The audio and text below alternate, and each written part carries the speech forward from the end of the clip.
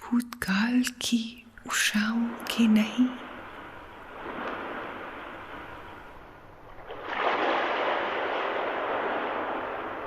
भविष्य के मध्याह्न हमारे हैं।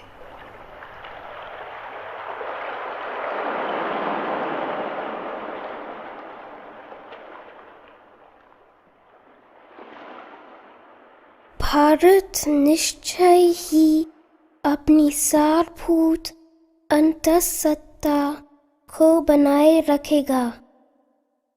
वह अपनी विशिष्ट अंतरात्मा को बनाए रखेगा, लेकिन उसके बाह्य स्वरूप में, उसके भौतिक शरीर में एक महान परिवर्तन होने की संभावना है। अपनी विशिष्ट अंतरात्मा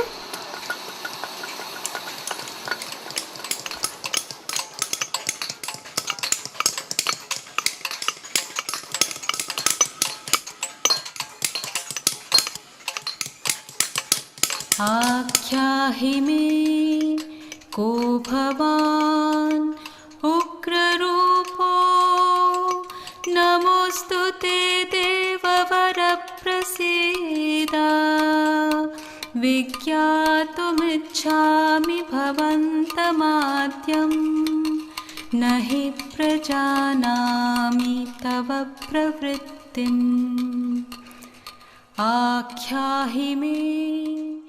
आध्यात्मिकता भारतीय मानस की सर्वोपरि कुंजी है। असीम की भावना इसके लिए स्वाभाविक है। प्रारंभ से ही भारत ने देखा कि भौतिक सत्ता अपना पूर्ण अर्थ तभी प्राप्त करती है जब वह अति भौतिक सत्ता के प्रति सही संबंध में स्थित होती है। उसने देखा कि विश्व की जटिलता को मनुष्य की वर्तमान सीमाओं के संदर्भ में न तो सुलझाया जा सकता है और ना ही उनकी छिछली आंखों से देखा जा सकता है। उसने देखा कि बाह्य सत्ता के पीछे अन्य शक्तियां हैं। अन्य शक्तियां स्वयं मनुष्य के भीतर हैं, जिनसे वह सामान्यतः अपरिचित है। उसने देखा कि मनुष्य अपने एक छोटे हिस्से के प्रति ही सचेतन है, कि दृश्यमान अदृश्यमान से, संवेद्य अतीन्द्रिय से सदा घिरा रहता है, उसी प्रकार जैसे सीमित असीमित से सदैव घिरा रहता है। भारत ने यह भी देखा कि मनुष्य में अपनी सीमाओं को पार करने की क्षमता होती है। अपनी गहनता में वह जितनी पूर्णता है, उसी पूर्णता को प्राप्त करने की उसमें शक्ति है।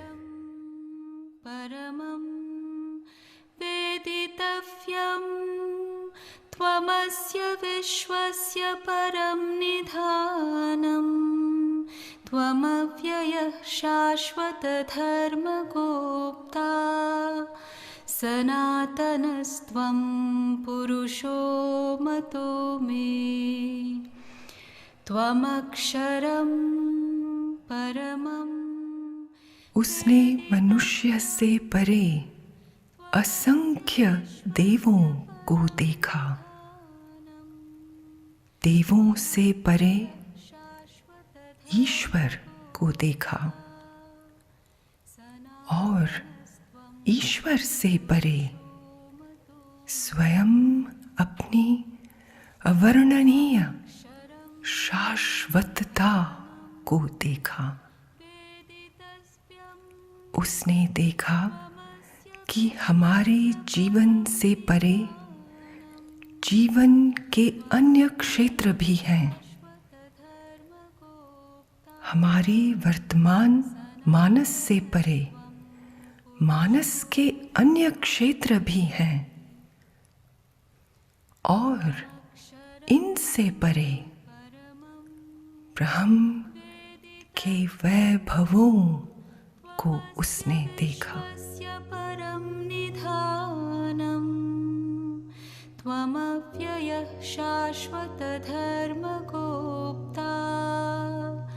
तब अपने अंतर्ज्ञान के शांत साहस के साथ, जो न तो भय जानता है न संकीर्णता और न ऐसी किसी कार्य से हिचकता है, चाहे आध्यात्मिक हो या बौद्धिक, नैतिक या प्राणिक, उसने घोषणा की कि ऐसा कोई उद्देश्य नहीं है जिसे मनुष्य अपनी इच्छा शक्ति तथा ज्ञान को प्रशिक्षित करके न पा सके।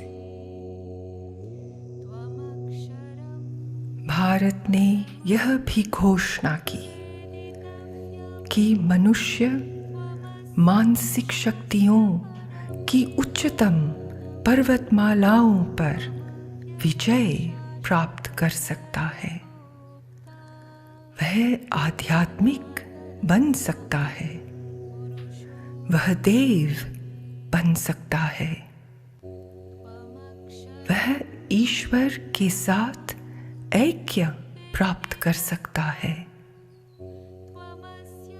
अवाच्य ब्रह्म बन सकता है। शाश्वतधर्मगोप्ता सनातनस्त्वं पुरुषो मतो मे।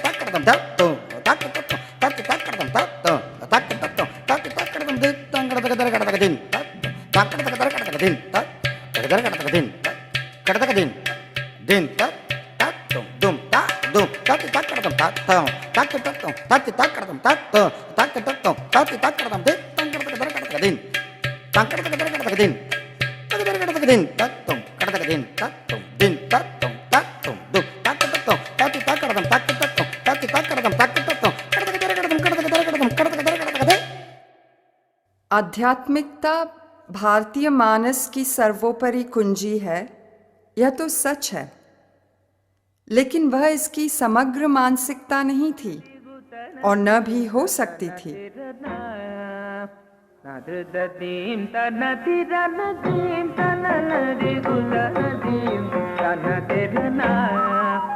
इसके उपरांत जब हम भारत के अतीत को देखते हैं तो जो हमें प्रभावित करता है वह है उसकी आश्चर्यजनक तेजस्विता, उसकी अदम्य जीवन शक्ति, उसका अक्षय जीवनोल्लास, उसकी प्रायः अकल्पनीय प्रभुत सृजनशीलता।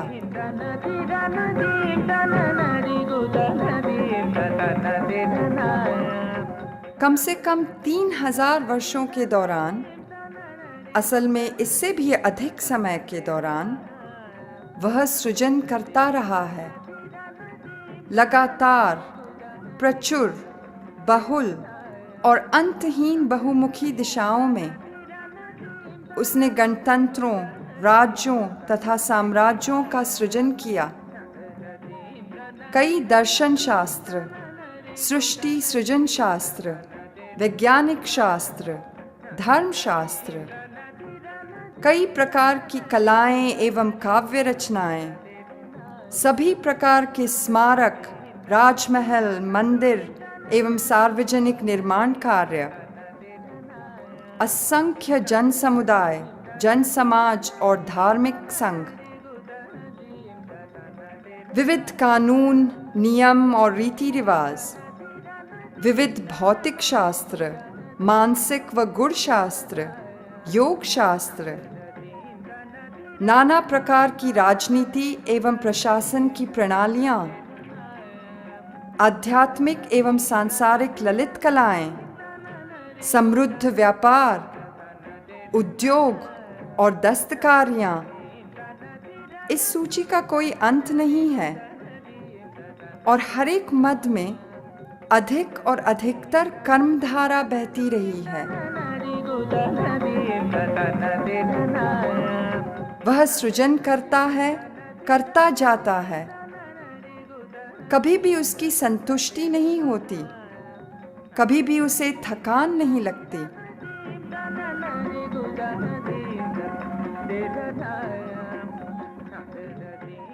वह सृजन करता रहता है, करता जाता है, करता जाता है, करता जाता है।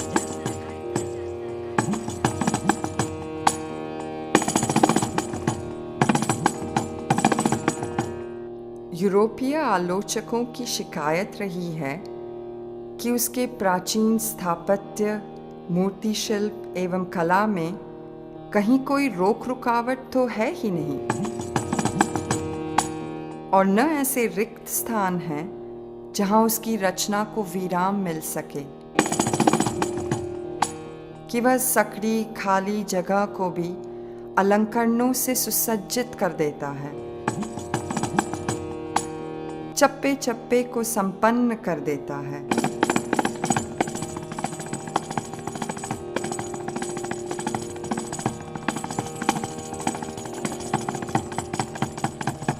खैर, कमजोरी हो या नहीं, ये तो उसके जीवन की विपुल बहुल समृद्धि की अनिवार्यता का प्रमाण है, उसकी अंतर्निहित अनंतता की उमड़ का लक्षण है। वह अपनी समृद्धि को प्रचुरता से न्योछावर करता है क्योंकि ऐसा करना उसके लिए अनिवार्य है। जैसे असीम अंतरिक्ष के चप्पे चप्पे को जीवन और ऊर्जा के साथ भर देता है क्योंकि यही तो असीम है।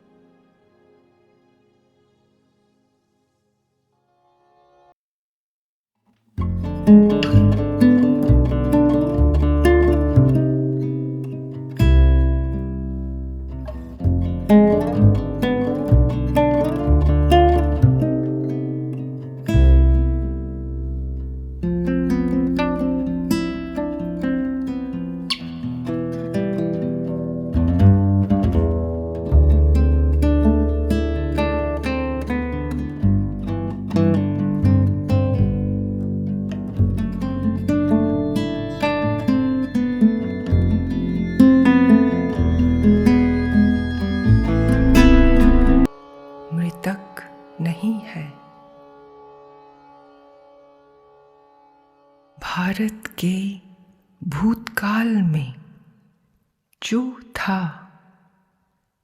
वह नष्ट नहीं हुआ है।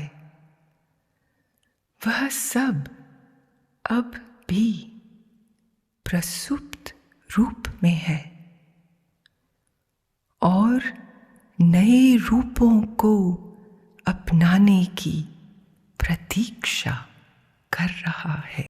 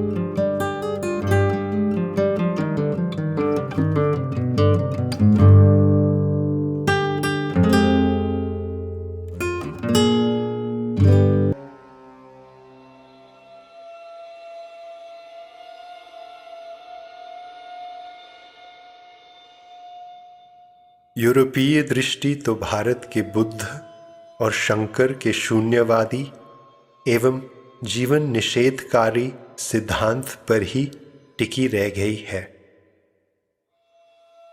परंतु स्वयं अपने आप में यह तो भारतीय मानस की एक दिशा में चिंतन विचार की प्रवृत्ति का सीधा साधा परिणाम था, जो इसके सभी क्रियाकलाप में सामान्यतया पाया जाता है।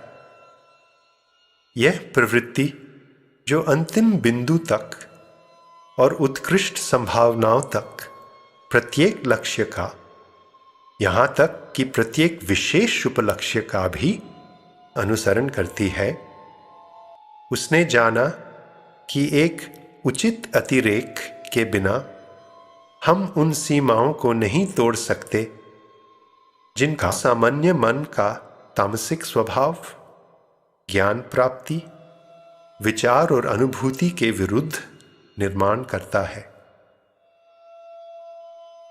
और वह इस लक्ष्य तक पहुंचने की कोशिश करते हुए असीम साहस के साथ साथ निश्चित गति से चलते जाने की सामर्थ्य भी रखता था।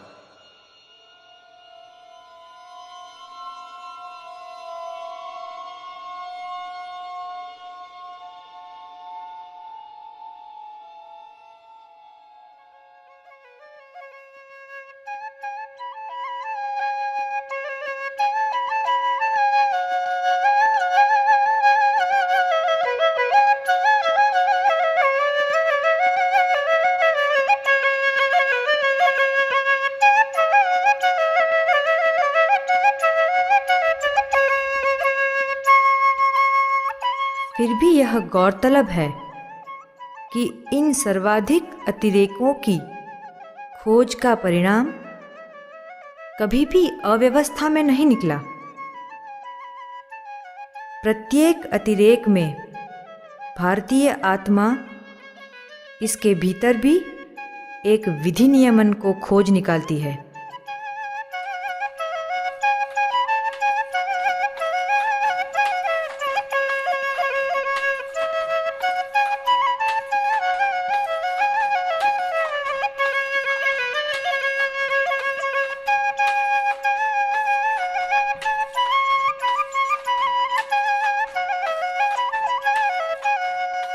इसके साथ साथ अतिरेकों की यह खोज एक अधिक गहरी विशेषता यानी संश्लेषणात्मक रुझान द्वारा इस तरह संतुलित होती है कि प्रत्येक उपलक्ष्य को अपनी सर्वाधिक दूरगामी संभावना तक ले जाकर भारतीय मन उस ज्ञान के समावेश की ओर हमेशा लौट आता है जिसे उसने पाया, और इसी कारण कार्य और समायोजन में उसे सामंजस्य एवं संतुलन प्राप्त है।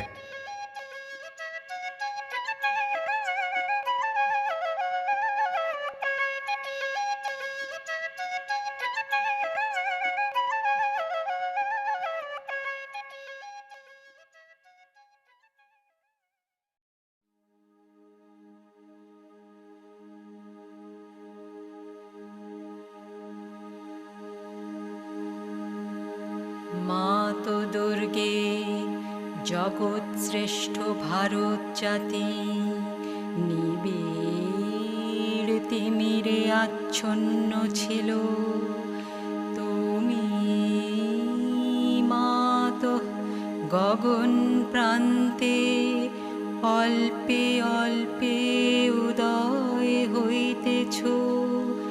তোমার স্বর্গীয় শরীরের তিমির বিনাশী আভায় উষার প্রকাশ হইল, আলোক বিস্তার করো মাতো, তিমির বিনাশ করো। हे माता दुर्गे, सिंहवाहिनी, त्रिशूल धारिणी, वर्माव्रत सुंदर शरीर धारिणी, जयदायिनी माता, भारत तेरी प्रतीक्षा कर रहा है। वह तेरी उसी मंगलमय मूर्ति को देखने के लिए उत्सुक है। सुन हे माँ, तू इस भूमि पर आविर्भूत हो, प्रकाशमान हो।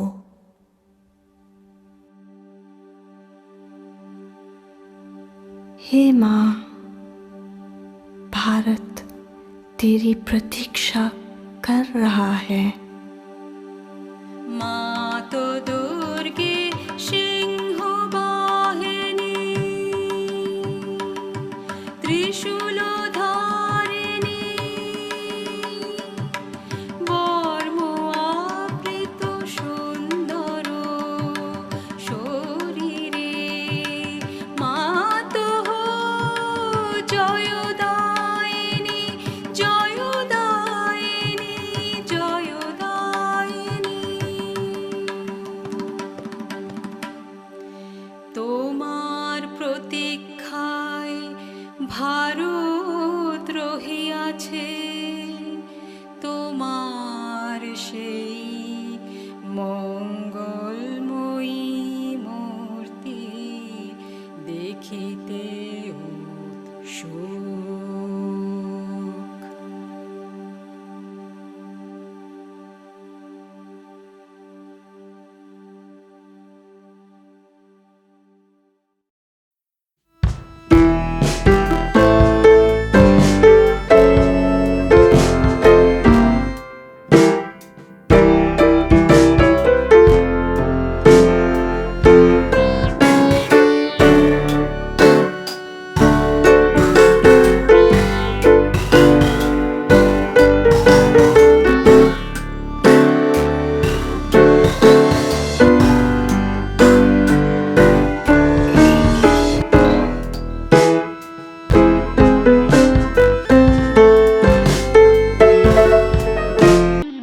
भारतीय कर्मधारा अभी तक भी अधिकांशतः यूरोपियन गतिविधि के प्रभाव एवं पद्धति का अनुसरण कर रही है।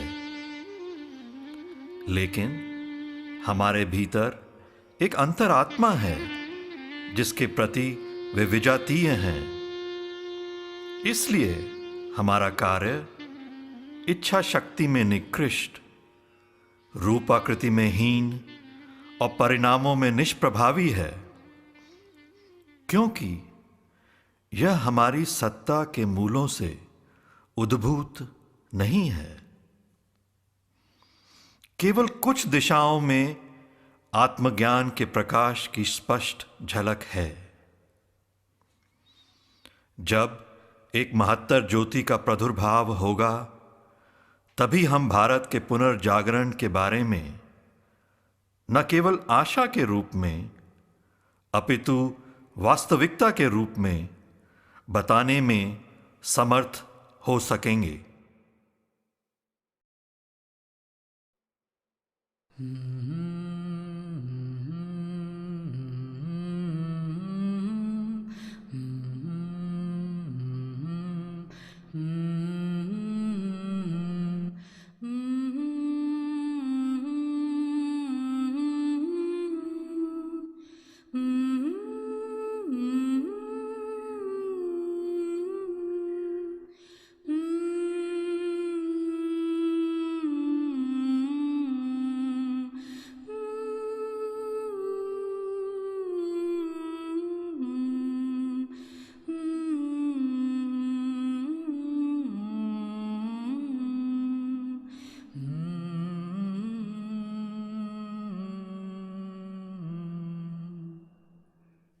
युगों युगों का भारत मृतक नहीं है और न उसने अपना अंतिम सृजनात्मक शब्द उच्चारित ही किया है।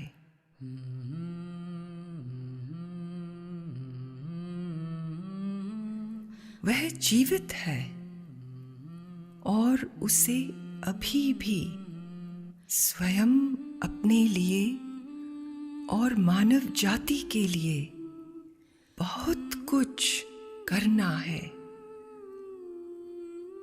और जिसे अब जागृत होना आवश्यक है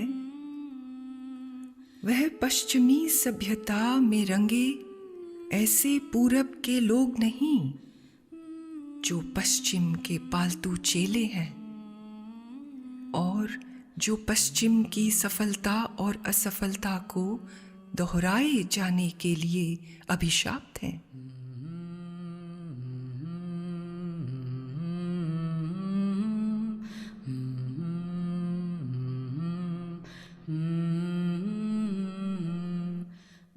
परंतु आज भी वही प्राचीन अविस्मरणीय शक्ति जो अपनी गहनतम अंतरात्मा को पुनः प्राप्त करे, प्रकाश और शक्ति के परम स्रोत की ओर अपने सिर को और ऊपर उठाए और अपने धर्म के संपूर्ण अर्थ और व्यापक स्वरूप को खोजने के लिए उन्मुख हो।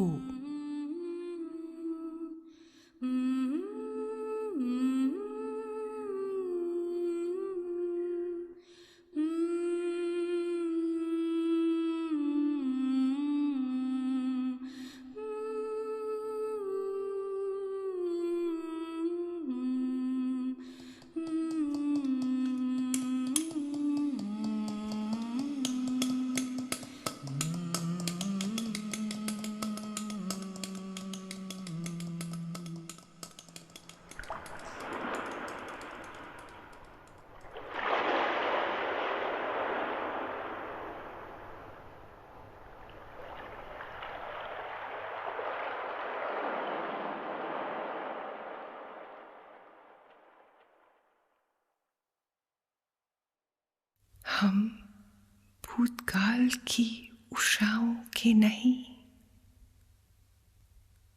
भविष्य के मध्याह्न हमारे हैं।